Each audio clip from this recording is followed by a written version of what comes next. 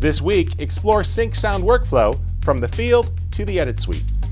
AdoramaTV presents DSLR Video Skills, where you'll learn all about photography and videography. Here's your host, Rich Harrington. Hi, this is Rich Harrington for DSLR Video Skills, and we are back talking about sync sound workflow. Now, we had an earlier episode where we covered the essential equipment.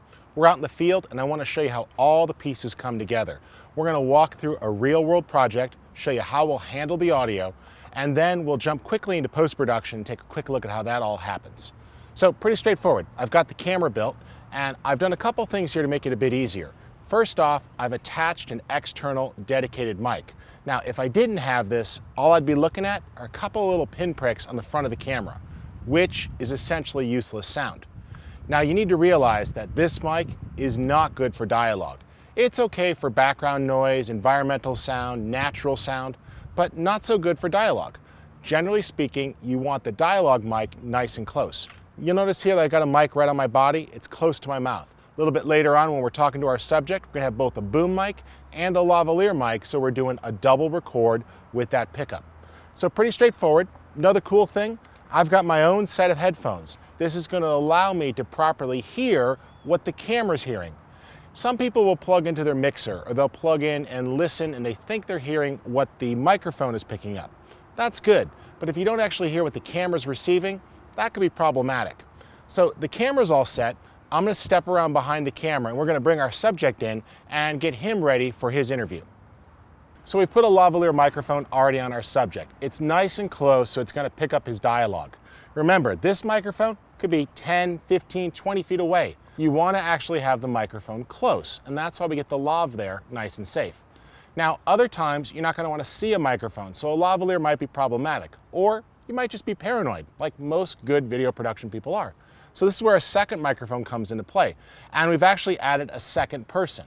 I've got a partner here helping me out to do the audio portion. Mark's getting all set, and what I want you to realize is that it's pretty difficult to be focused on the shot, the exposure, the focus, the movement, and great audio. I'm getting backup audio for syncing. He's gonna get the best audio for the interview. So he's got his own headphones. He's got a Zoom H4n recorder, and he's gonna patch in. So Irene, can you step in for the interview? Sure. So I've checked my composition, looks good. The important thing here is I wanna make sure that the boom mic isn't in the shot. Go ahead and lower a bit, keep going. You're still clear.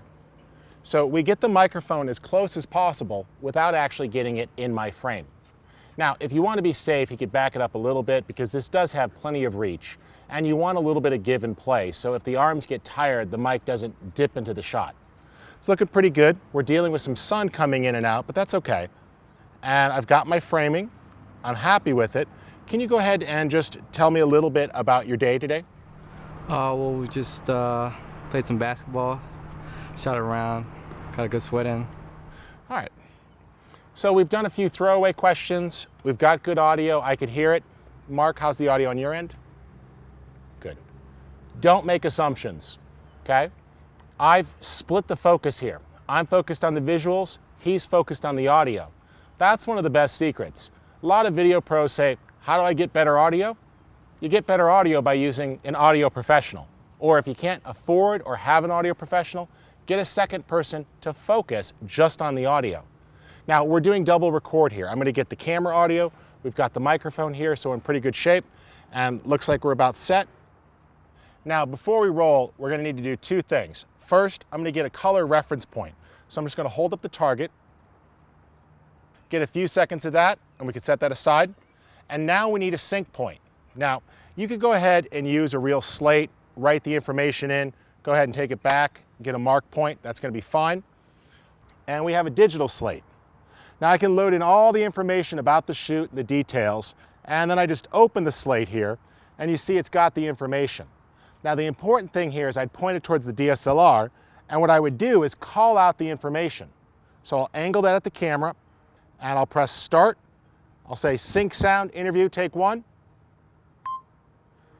And that audio beep and flash is going to give us all the sync information we need. The camera had GPS data, location information, lens details, flash before it very quickly. I've got an audio pop. I've got a white flash. All of those help me sync the camera.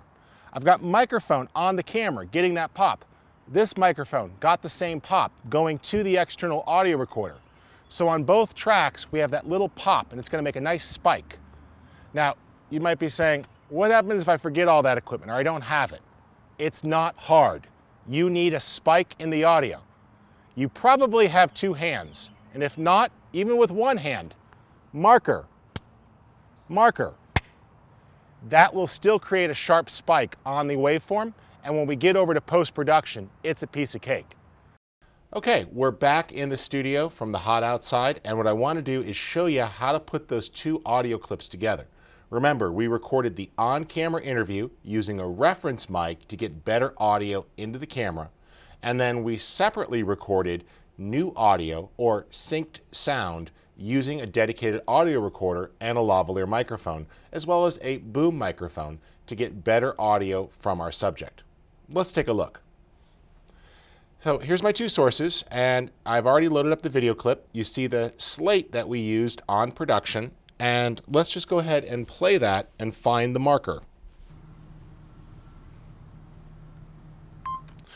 There it was.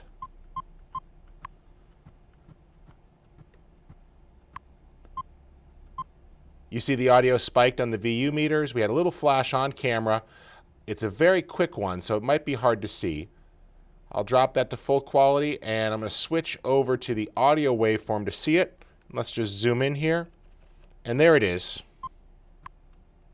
You can clearly see where the beep happened. So I'll just set an in point. You can also use a marker. It depends upon which application you want to use. And let's load up the reference audio that was recorded. And I'm just looking for that same sort of beep. Let's zoom in here, make it a little easier.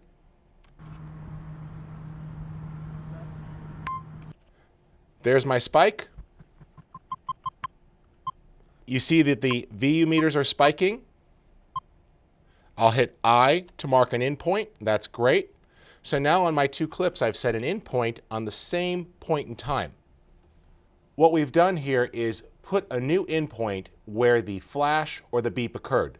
On the video file, I have 2 points of reference, a visual cue from the slate and the audio cue of the beep, which will make it really easy. Remember, if you don't have a slate, a clap of the hands, a snap of the fingers, just something that creates a spike in the audio waveforms or the VU meters to make it easier to see. On the audio file only, I did two things to make it easier in post. See, if you don't audio slate your audio, all you'll have are those spikes, and you don't know which one goes with which track. So you want to call out the scene and the take number. For example, I might say interview, take 1, marker, and then I'd trigger it. This way I could match what's on the slate to what's on the audio file and make sure I'm working with the two correct files. Another way to cut down on errors is to make sure that the time is set properly on your audio recorder and your video camera. This way the time created will help you line up the two files and find them in the bin. With the clips lassoed, I'll choose Merge Clips. I'll use the in points and choose to remove the audio from the original video file so just the new audio is used. We can name this so it has a new file name. And there it is. Let's open that up and have a listen. Probably 3-4 times a week. It's competitive, keeps me young, keeps me in shape. There you have it, a pretty basic workflow of syncing up those clips. Different applications, different workflows, and we actually explore those on 2 future videos. We're going to do a video on Final Cut Pro 10 workflow as well as Adobe Creative Suite workflow. So you can head on over to the Adorama Learning Center and check out those in the near future. In the meantime, if you'd like to find out what equipment we use to pull this all off, feel free to check the links below the video or on screen now. And I hope you found this episode helpful, taking the field workflow and then bringing it into post for sync sound. And this is just a great way for DSLR as well as other types of cameras that just don't have great microphones built in. For Adorama, my name is Rich Harrington. Thanks for watching DSLR Video Skills, and I hope to see you next week where we'll explore new techniques to really raise your game. Adorama TV is brought to you by Adorama, your best source for the equipment and knowledge you need. For all the latest photography, video, and computer gear, visit Adorama.com. Place your order by 7 p.m. and it ships the same day. Plus, the next time you're in New York City, be sure to visit our store located on 18th Street between 5th and 6th Avenue. Check out the Adorama Rental Company for professional cameras, lighting, computers, and more. We'll help you make the best selection to match your needs while giving you the knowledge to achieve the best outcome from your rental. Adorama is your complete solution for equipment, printing, training, and more. Adorama, more than a camera store.